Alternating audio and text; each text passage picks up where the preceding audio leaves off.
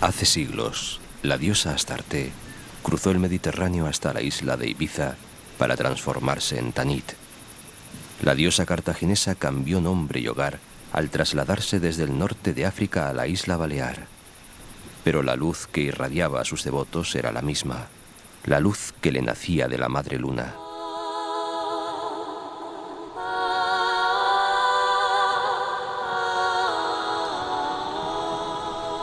Tanit y sus hermanas lunares han oficiado en los Olimpos de las grandes civilizaciones que surcaron el Mare Nostrum, tejiendo el rico manto de nuestra cultura.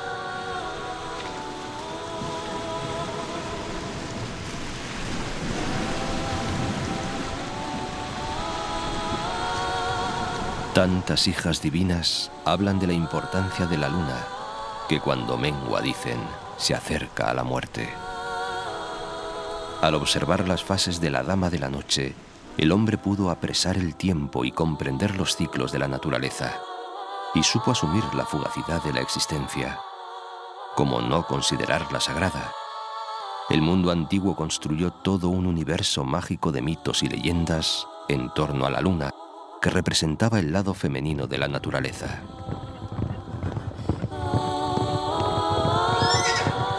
Hicieron de ella la gran madre creadora, junto al Padre Sol.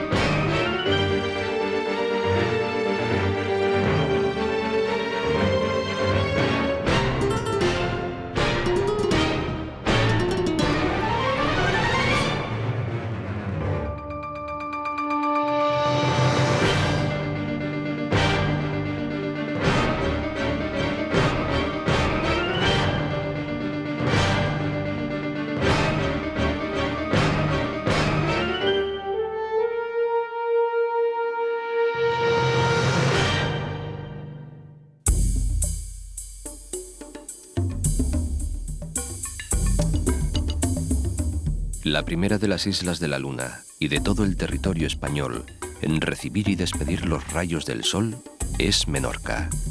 Dice María del Mar Bonet: Menorca la vella, damunt Maó la lluna, y el sol dorm a Ciutadella. Desde la cumbre más alta, el pequeño Monte Toro, se asiste al fascinante espectáculo de ver renacer cada día al sol en el mismo centro del mar Mediterráneo.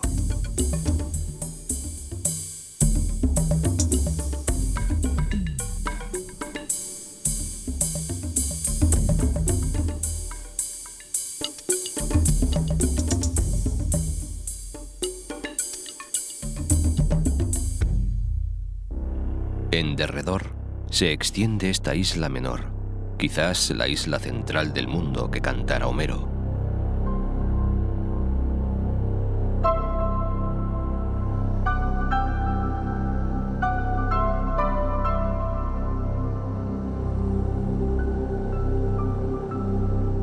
La naturaleza ayuda a mantener la fama de Menorca como tierra encrespada, indomable y mágica.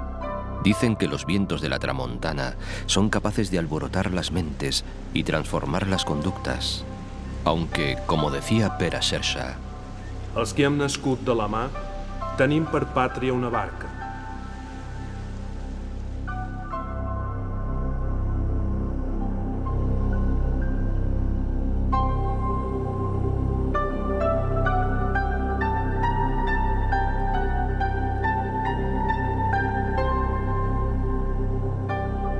el mar ha perfilado el rostro y la memoria de Menorca. A veces es un gigante enfurecido que hostiga armado de los temporales de Gregal o Llebeig. Sin embargo, cuando la calma se adueña de él, se transforma en aliado del comercio y el intercambio cultural. La toponimia litoral refleja a su manera esta dualidad extremada.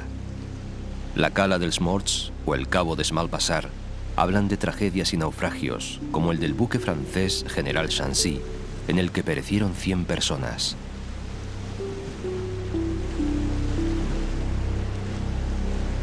Otros paisajes, en cambio, expresan la generosidad del mar, con nombres que evocan propicios parajes para la pesca, como Sapesquera o Descompte.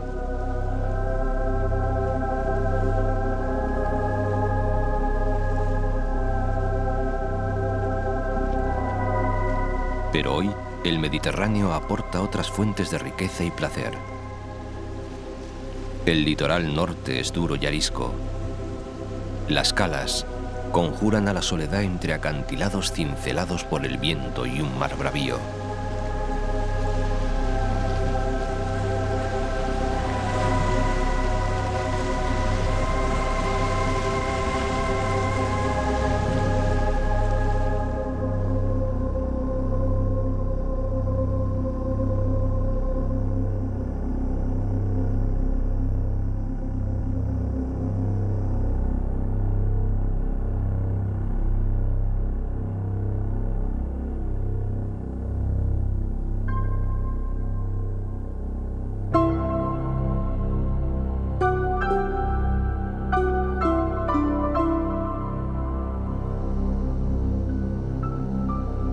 En la costa sur, por el contrario, sosegadas playas de arena fina y blanca se dibujan en el corazón de calas de ensueño.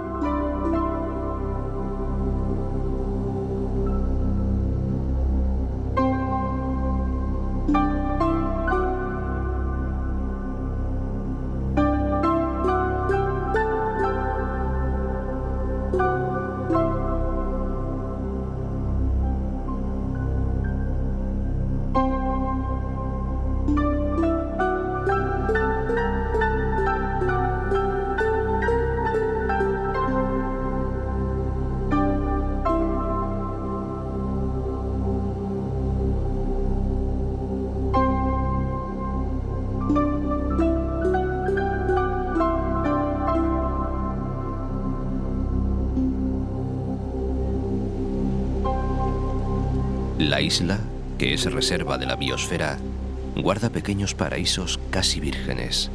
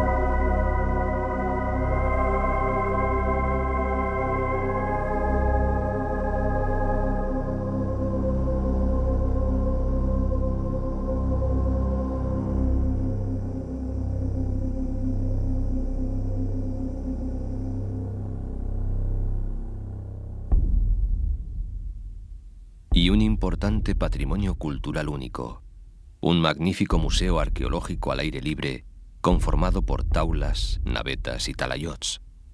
Su ardua orografía está salpicada de estos extraños y entrañables monumentos megalíticos, vestigios del principio de su tumultuosa historia.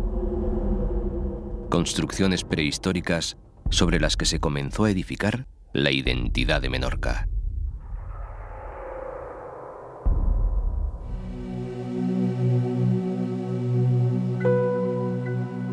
Los que saben recomiendan llegar a la capital por mar, como hicieron y aún hacen los viajeros de espíritu romántico. La recompensa es soberbia.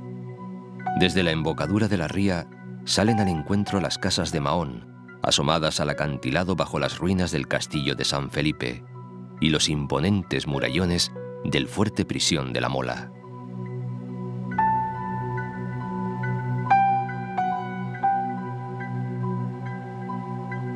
Las peleas por dominarla a lo largo de los siglos han marcado su historia. Vio el paso de fenicios, cartagineses, romanos y sarracenos, hasta que Alfonso III la hizo tierra cristiana. Soportó saqueos berberiscos, fue objeto de pactos secretos y trueques, y la ocupación inglesa durante casi todo el siglo XVIII, consecuencia del Tratado de Utrecht, transformó profundamente su personalidad. Mahón pasó a llamarse Port Mahón y a asumir la capitalidad de la isla, en detrimento de Ciudadela. La huella colonial británica permanece viva en un laberinto de calles que obligan a perderse. La ciudad tiene un teatro de la ópera nada menos que desde 1829 y restos de la muralla medieval que comparten importancia con los edificios de Can Mir, el mercado de pescado y la iglesia del Carmen.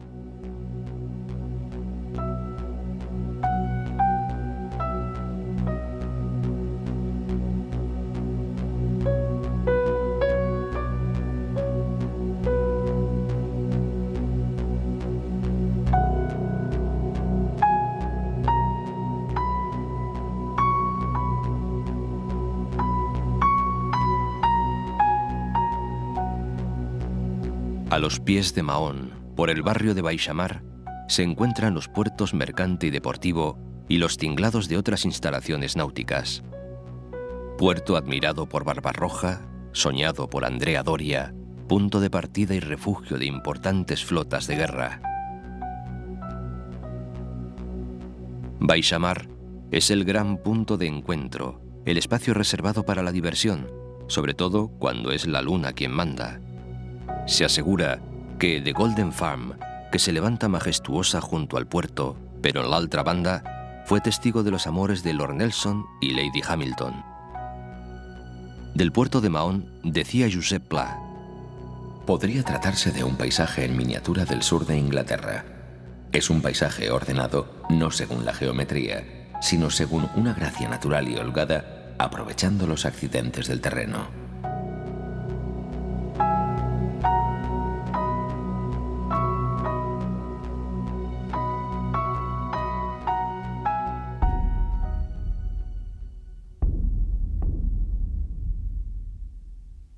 El salto en el espacio es breve, pero gigantesco en el tiempo, para llegar hasta el cercano talayot de Trepucó, en el que destaca una taula de casi 5 metros de altura. Talayot viene del catalán talaya, atalaya, torre. ¿Qué miraban? ¿De qué o quién se defendían los prehistóricos menorquines? Parece que la taula era el área sagrada de los poblados talayóticos. Es este el monumento prehistórico por excelencia de Menorca, único y singular, desconocido en otras latitudes. Tan sencillo que consta tan solo de 2 grandes losas labradas, colocadas en forma de T, con una altura que puede llegar a más de 4 metros. Aunque poco se sabe sobre las taulas, se ha hablado mucho, y casi cada uno tiene una teoría propia e incontestable. Seguro que fue algún poeta quien aventuró que estas piedras enormes que se clavan en la tierra son realmente enormes amarres que fijan la isla al fondo del mar, evitando que la arrastren las olas.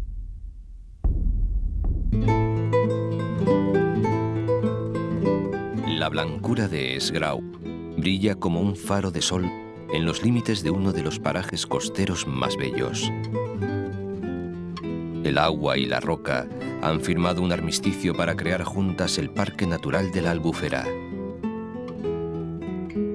La playa se extiende como una frontera entre las aguas salobres de la laguna y las saladas que llegan del Mediterráneo a través del canal de Sagola.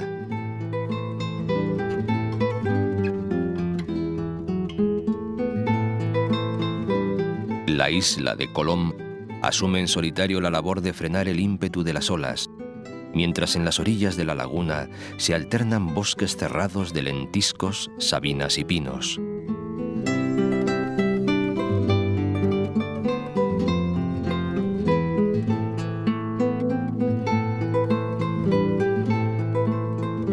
El faro del Cap Favarich limita la bahía y los islotes de Adaya, abandonados como sus antiguas salinas.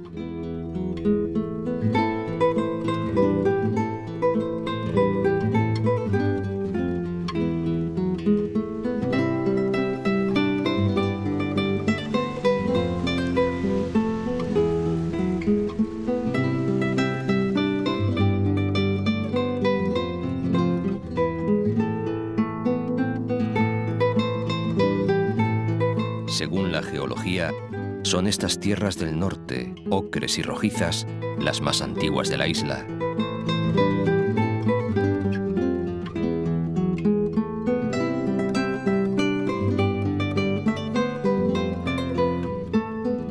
Pero se han rejuvenecido con unas gotas de glamour turístico y se nutren cada día con una buena ración de caldereta de langosta para recibir a la mucha gente importante que hasta aquí se acerca.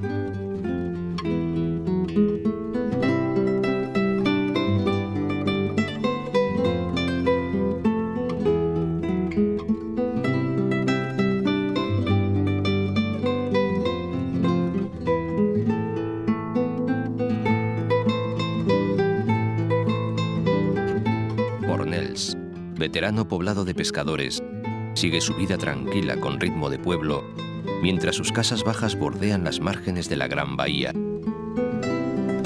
Una torre, aún vigilante, otea el espigón rocoso y desolado del Cabo de Caballería.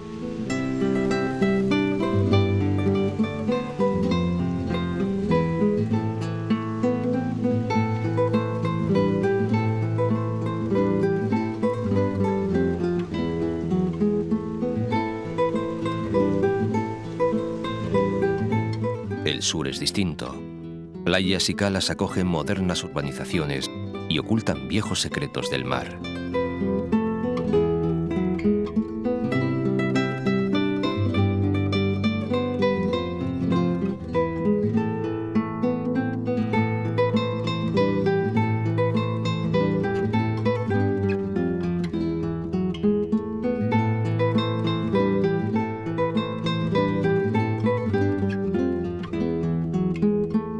Alguna cueva prehistórica cobija danzas más modernas y acompaña a otras muchas, más de 100, naturales o excavadas por los primitivos isleños en la pared de los barrancos de la llamada Cala del Escobes.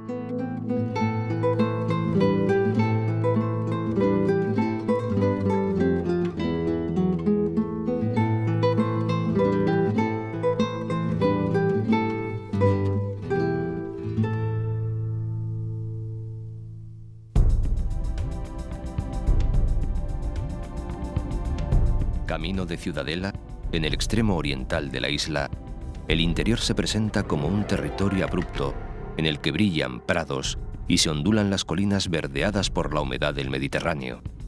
Buena tierra para una agricultura tan sabia como antigua que ha logrado hacer feraces los rincones más insospechados. Alayor se encarama en un alto desde el que desparrama su blancura. Alrededor, los yacimientos arqueológicos se alternan y hasta se confunden con los centros turísticos de la costa.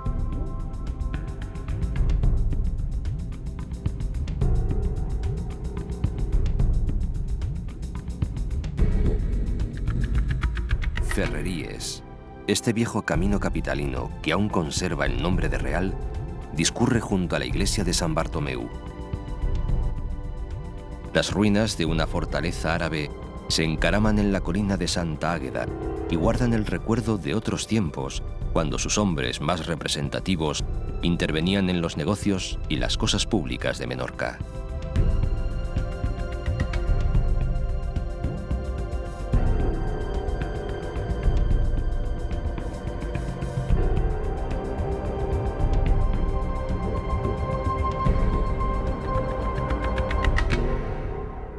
A orillas del Monte Toro, el punto más elevado de Menorca y privilegiado mirador de amaneceres, se levanta Mercadal.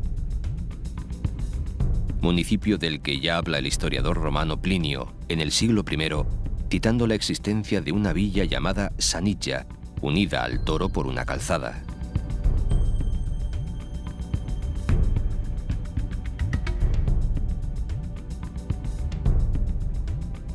Los más de 200 talayots que salpican la isla hablan de un pasado de más de 4000 años. En las inmediaciones de Ciudadela se levantan los de Santa Mónica o Torre Yafuada.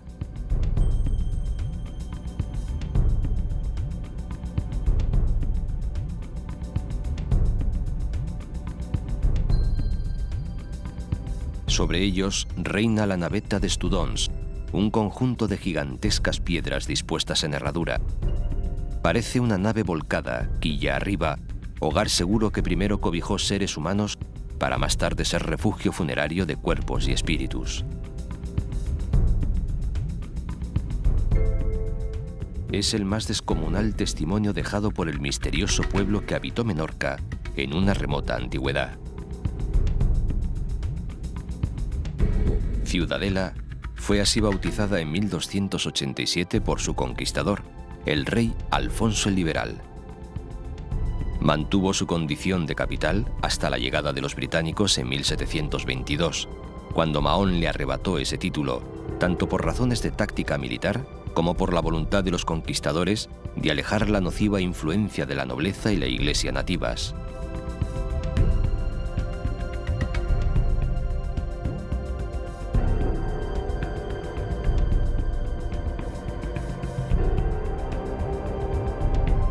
El obelisco de Marés viene a simbolizar el espíritu y la historia de la ciudad.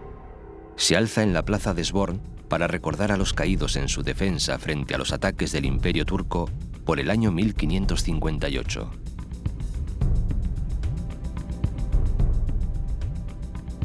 La impronta de la cultura musulmana no solo ha quedado en las crónicas y los monumentos. Las calles de Ciudadela hablan de ella en cada esquina. La catedral, gótica, se levanta sobre lo que antes fue la mezquita mayor de Medina Minurca. El minarete cambió de pronto con la conquista el canto del muecín por el tañido de las campanas cristianas. Alrededor, el núcleo monumental de la ciudad, un pequeño Vaticano que surgió porque Ciudadela fue, y todavía es, sede episcopal.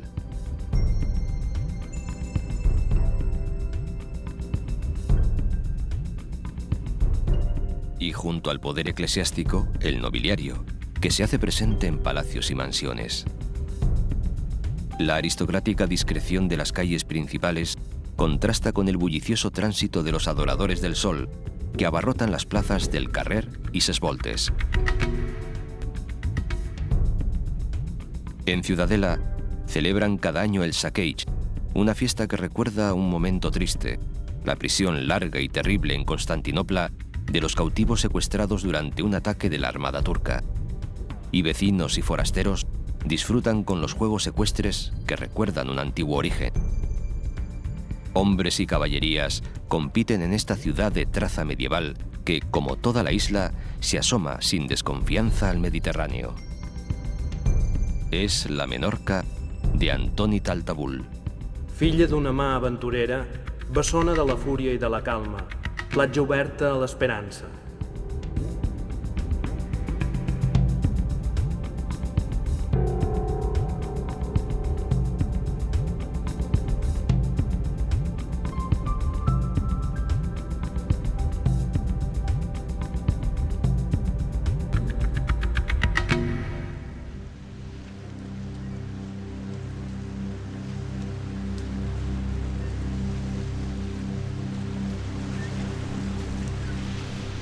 Partir en busca de las otras islas de la luna supone enfrentarse a un mar que esconde secretos y acechanzas.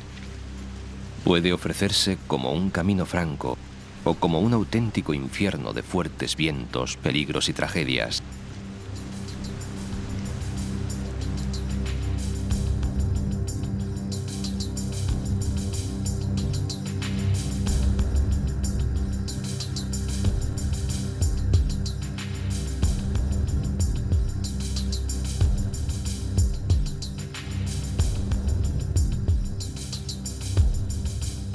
Cuentan las crónicas que ser enviado como vigía a este castillo era incluso peor que la condena a galeras.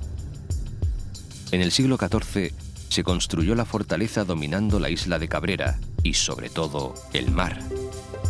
Los vigías que la habitaban debían avisar de la llegada de los piratas berberiscos con señales luminosas hechas con fuego a las atalayas levantadas en la costa sur de Mallorca. Desde allí se extendía la alarma al resto de la más extensa de las Islas Baleares. El esqueleto rocoso de Cabrera parece contagiado de tanta violencia y penalidades como ha soportado a lo largo de su torturada historia. El mar y el viento se han entretenido en tallar una costa abrupta, agresiva, desafiante, donde no hay cabida para la calma acogedora de una playa, sino para la belleza indómita de grutas o acantilados que se descuelgan vertiginosos sobre el azul Mediterráneo. Desde 1991, la isla de Cabrera y el resto de pequeños islotes que la rodean están declarados Parque Natural Marítimo y Terrestre. Su flora y fauna están a salvo por fin. Solo una vez a la semana se acerca hasta aquí un barco desde la colonia de Sant Jordi para que un puñado de visitantes realice una visita guiada de un día. Tras su marcha, Cabrera vuelve a recuperar su soledad rocosa.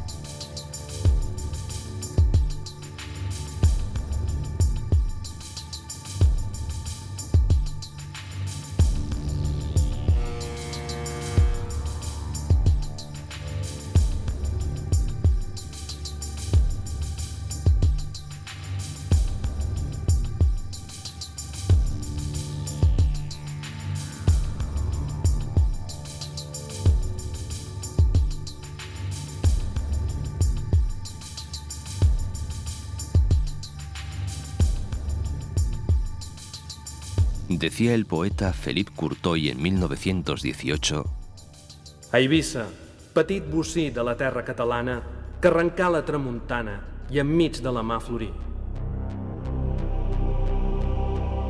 Quienes se acercan a la isla de Ibiza buscan un espacio único donde dar rienda suelta a la imaginación. Un lugar donde renovarse, donde terminar una existencia y comenzar otra, como hiciera hace siglos la misteriosa Tanit, señora de la luna. Ella y sus devotos llegaron aquí dispuestos a ensanchar sus horizontes comerciales en el Mediterráneo.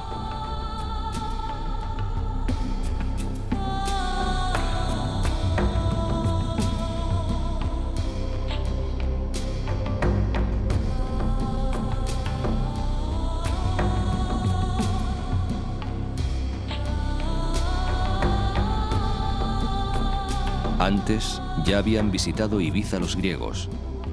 No llegaron a crear colonias estables, pero legaron una denominación para Ibiza y Formentera que ha hecho fortuna: Islas Pitiusas, islas de pinos. Los fenicios, allá por el año 654 a.C., fundaron Ibsm. La levantaron en lo alto de un monte que flanqueaba un gran puerto natural. A su espalda se extendía una fértil tierra con abundante agua. En ella obtenían los alimentos para abastecer a la que acabaría convirtiéndose en una de las urbes más prósperas y populosas de la época. No muy lejos, organizaron unas grandes salinas, de las que obtendrían la materia prima necesaria para una próspera industria de salazón de pescado. Pero la isla era para aquellos fenicios algo más trascendente que un mero enclave comercial. A principios del siglo XX, dos arqueólogos, padre e hijo, lanzaron la hipótesis de que en la necrópolis del Puig des Molins podía haber unos 100.000 muertos. Y para cuadrar las cuentas de tanto enterramiento, argumentaron que entre los ricos de Cartago se había puesto de moda hacerse enterrar en Ibiza. Pronto se diluyó la teoría, pero dejó prendida la sospecha de que eran muchas las personas que preferían venir a morir aquí. Lo que sí es cierto es que las 4.000 tumbas excavadas en la necrópolis del Puig des Molins hablan de una tierra sagrada donde estos hombres y mujeres del pasado querían ser enterrados bajo la advocación de su diosa Tanit, deidad del amor y la fertilidad, pero también de la oscuridad y la muerte.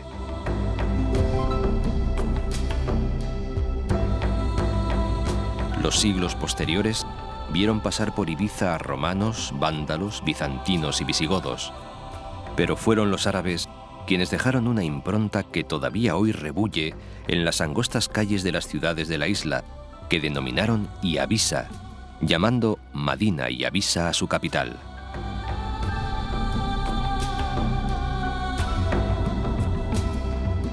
Desde la conquista a manos del reino catalán en 1235, casi con toda seguridad, la mayor metamorfosis vivida por Ibiza se produjo con el boom turístico de la década de 1960. Aquella tierra avara que solo invitaba a la emigración se ha convertido en espacio de acogida que recibe gentes de los 4 puntos cardinales.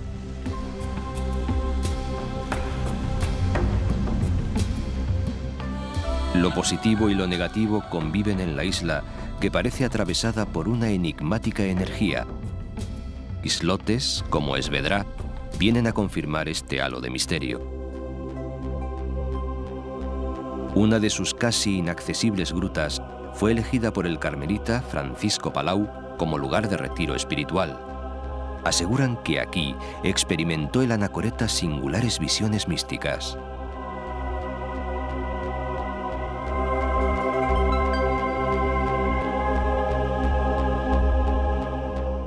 Sus 385 metros de altura sobre el mar y sus muros verticales parecen coronar una imponente catedral gótica sumergida. Hoy, miles de turistas visitan este islote y los aficionados a lo paranormal quieren ver en él un acumulador de energía cósmica, como lo son las pirámides faraónicas.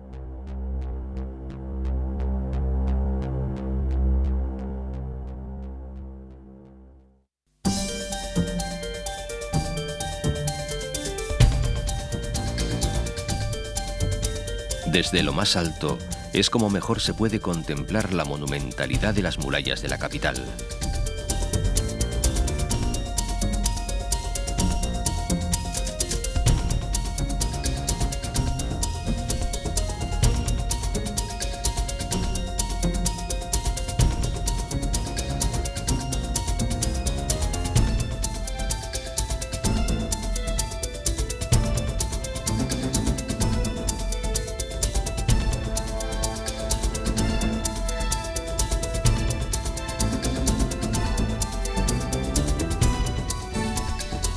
El blanco inmaculado de las casas trepa por la ladera en busca de la protección de la fortaleza que corona el Altozano.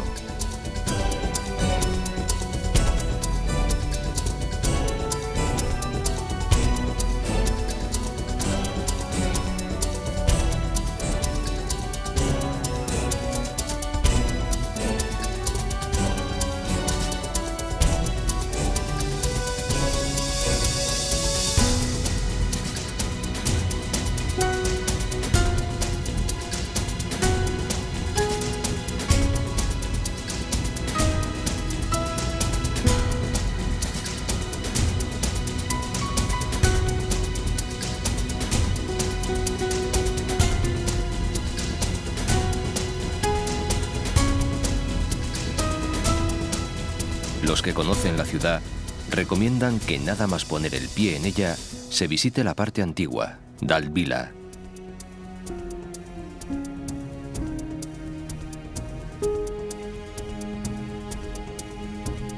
Es sin duda la mejor forma de tomar contacto con su esencia.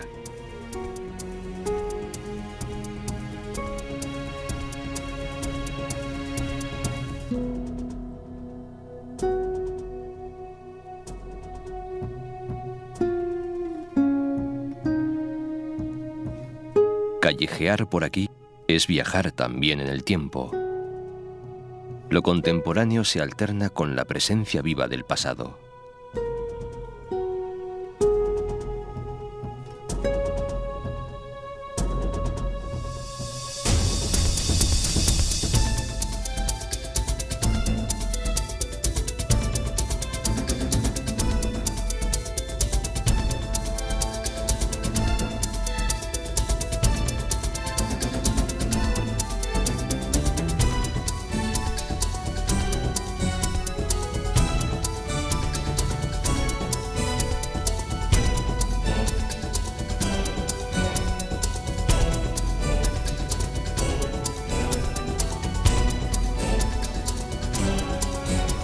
El legado de los adeptos a la paz y el amor sigue presente en los abigarrados mercadillos que se perpetúan como si la vida hubiese quedado detenida.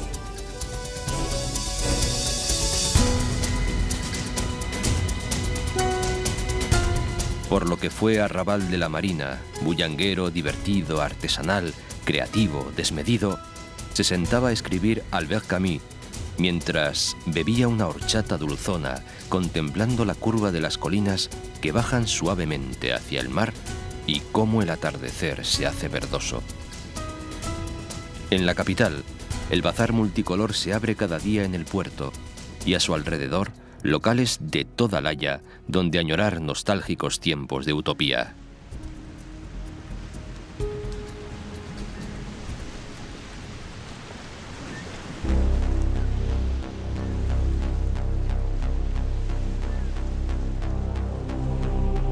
La agitada Ibiza cosmopolita y la plácida realidad rural son solo algunos de los latidos de la vida en esta tierra insular, que es en sí misma un universo propio, el ibicenco. Ibicencas son sus blancas casas. Ibicenca, la moda tradicional o la moderna del viste como quieras. Ibicenca, la gastronomía mediterránea. Ibicencos, los paisajes, las tierras de labor, la música y el sentir. En la Isla Blanca, todo es diferente a todo.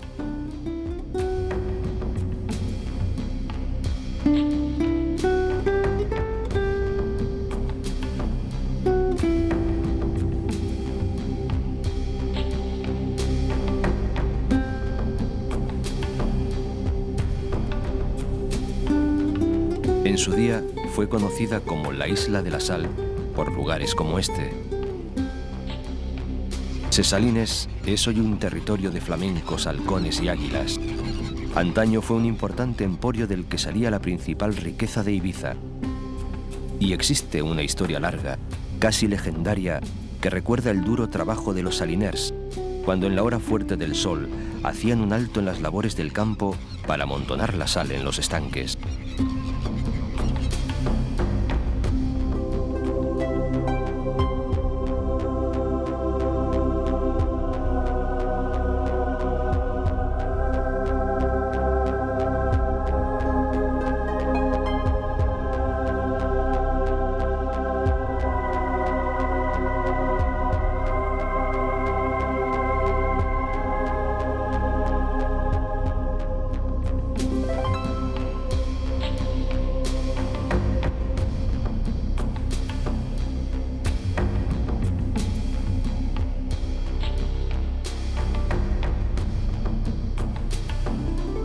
Santa Eulalia del Río ha pasado de ser un pintoresco pueblo de pescadores a un clásico de todas las guías turísticas. El río que le da nombre, el único permanente de las Baleares, hace tiempo que no corre como tal, sino que es aprendiz de torrente, con una más que irregular presencia.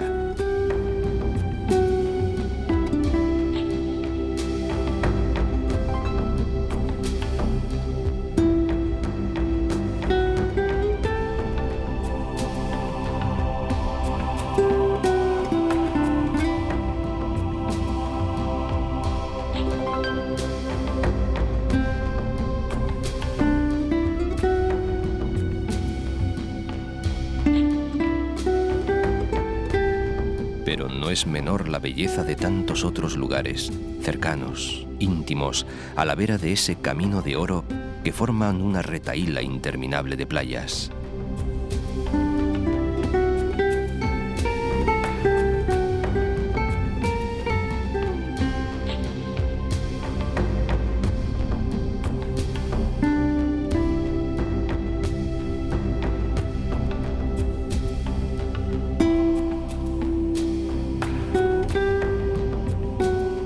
Pequeña isla, la de Tagomago, hogar predilecto del halcón de Eleanor y refugio seguro para los cormoranes.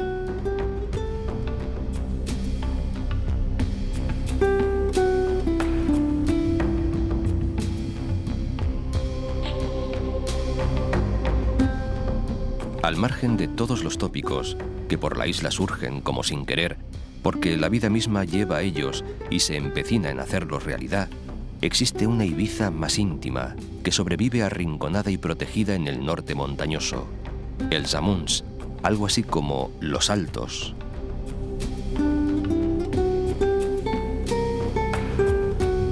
La resguardan generosos, desde su modesta altura, de los vientos no deseados, al tiempo que cobijan en su paisaje una reserva natural de pinares que alegran las pequeñas parroquias y los rústicos caseríos que por aquí se dicen casaments.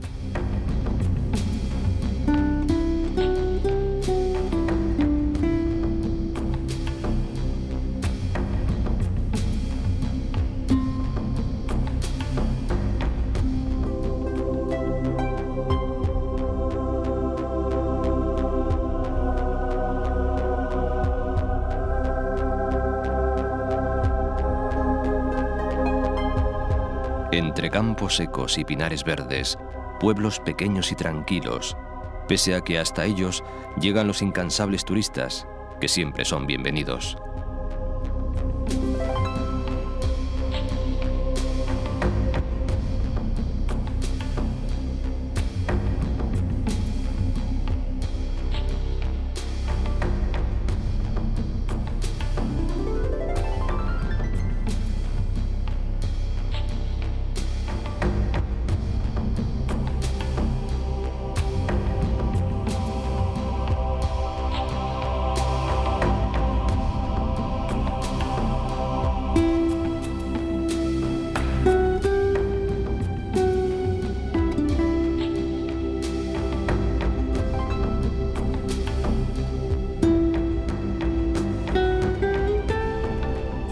San Antonio Abad o San Antoni de Portmany también pueden presumir de playas. Y sus noches no son menos atractivas y bulliciosas. Existe una leyenda que cuenta cómo el héroe cartaginés Aníbal nació aquí, en la Illa Conillera, y una historia cierta que habla de la importancia de su puerto al que los romanos llamaron Portus Magnus.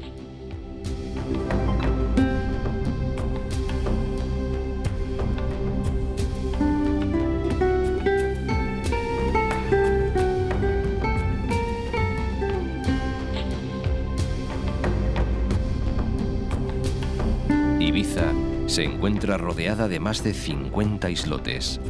Son como icebergs de roca desgajados del cuerpo de la isla madre. Pareciera que están a punto de iniciar su camino hacia el horizonte, pero ahí siguen, firmes y desafiantes frente a la furia de las olas. Rafael Alberti y María Teresa León se encontraban en Ibiza cuando estalló la Guerra Civil. Pese a que su estancia fue tan solo de 5 semanas, la isla quedó reflejada para siempre en su obra. Isla de amor, escúchame antes de que te vayas, antes, ya que has venido, de que escapes de nuevo. Concédeme la gracia de aclarar los perfiles del canto que a mi lengua le queda aún, poniéndoles azul y afilada delgadez de contornos que suben cuando al alba renace sin rubores, feliz y enteramente desnuda de las olas.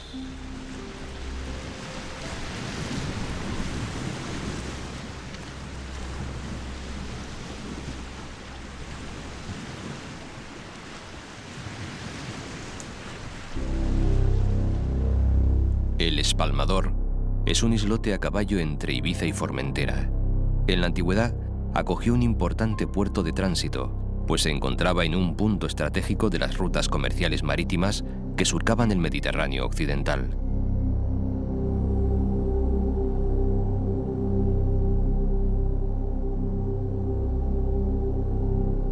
El paisaje de Formentera cautiva por rotundo y auténtico.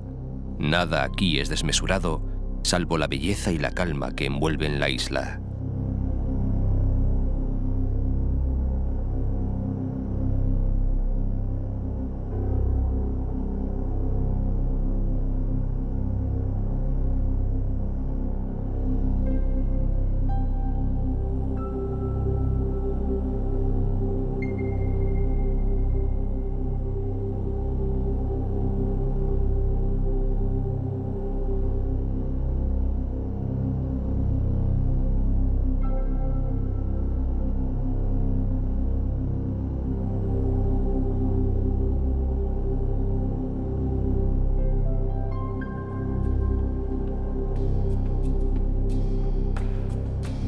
La vegetación se ha adaptado a un suelo poco generoso en el que dominan el matorral y el pinar. Quedan longevas muestras de higueras y restos de los bosques de sabinas que un día cubrieron gran parte del territorio. 2 mesetas flanquean Formentera, Barbaria al oeste y La Mola al este.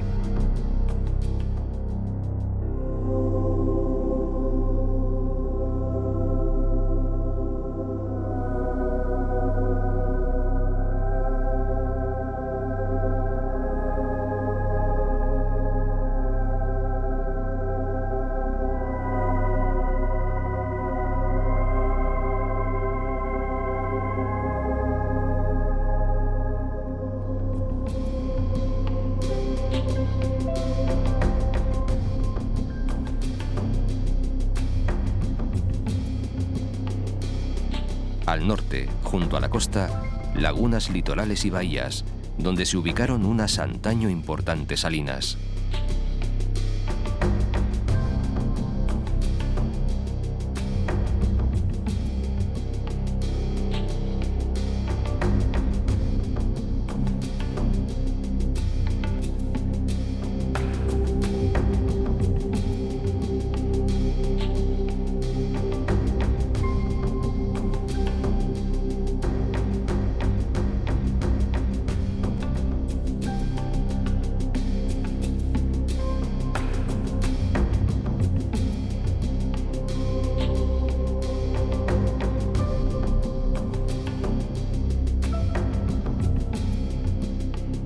Una carretera une los puntos más extremos de la isla, el puerto de la Sabina y el faro de la Mola, donde se recuerda con un monumento a Julio Verne, quien escribió Héctor Servadac, una novela de aventuras con Formentera como protagonista.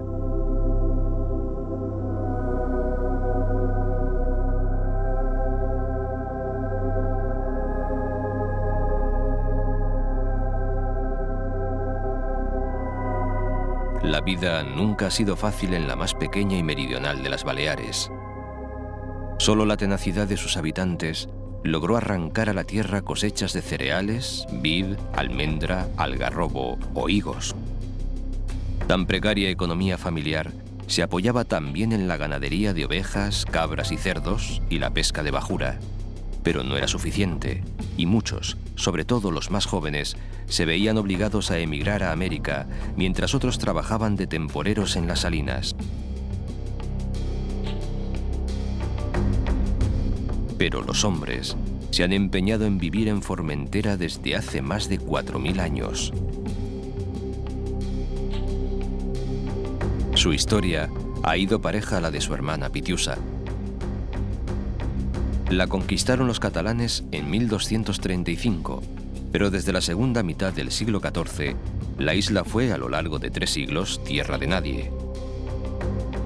Tras sucesivas invasiones y algún intento fallido de repoblamiento, los ibicencos lo hicieron en el año 1697. Hoy, la Sabina es el centro comercial. A su pequeño puerto llegan los barcos de Ibiza y Palma, el único modo de arribar a la isla.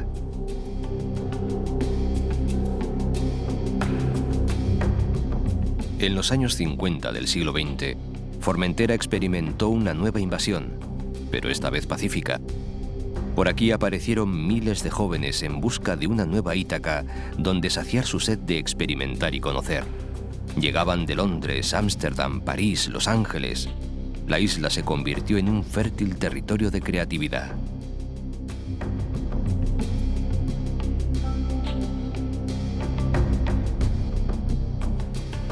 Y hay quien piensa que ya lo había sido antes para Julio Verne, quien, como es su costumbre, describe la isla de forma desbordante en su Héctor Servadac. Pero no es así. El ilustre fabulador nunca anduvo, salvo en su imaginación, por estas latitudes. Su invención es un viaje extraordinario. Un grupo de personas vaga por el espacio después de la colisión entre un cometa y la Tierra. Formentera y el Mediterráneo Balear forman parte de un nuevo satélite.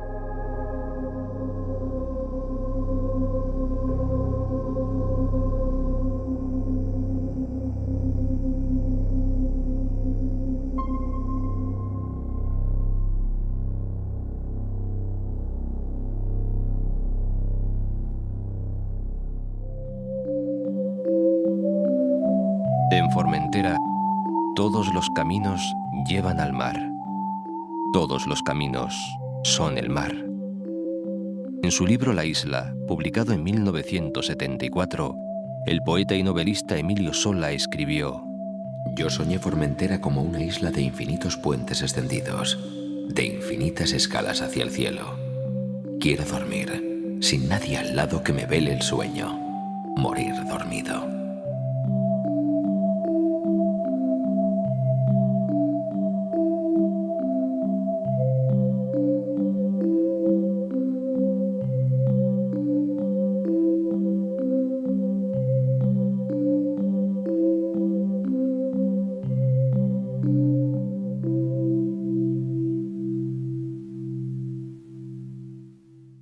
Yo voy soñando caminos de la tarde, las colinas doradas, los verdes pinos y las encinas, ¿a dónde el camino irá? ¿A dónde el camino irá? Yo voy cantando viajero a lo largo del sendero. La tarde cayendo está, la tarde cayendo está.